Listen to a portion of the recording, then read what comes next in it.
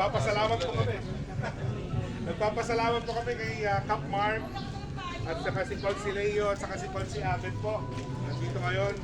At papakilala ko rin po sa inyo ang aming presidente ng Bandila Eagles Club na si Kuya Carlo Samortin po. Hello po.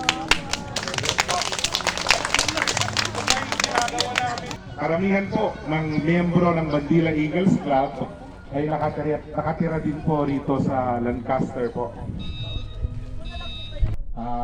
Again, pagpasensyahan nyo na po yung maibibigay namin na konting tulong. Although nasabi ko kanina kay Consileo, Kuya Leo, at kay Kuya Abe, marami po kayo dito. So, etong napaghandaan po namin ay limited lang.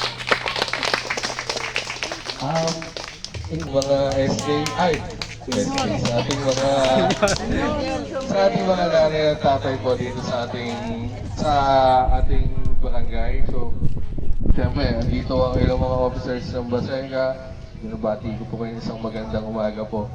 So, yun nga, in behalf po siyempre ng Barangay Alapan 2, kami po in behalf po ng mga senior citizens dito, kami nagpapasalamat sa Bandila Eagles Club para po sa inyong handog na tulong. Maliit man po, ito po malaki ang impact sa amin po. Kasi siyempre, pinaglaanan niyo po kami ng oras at kamakailan lang ay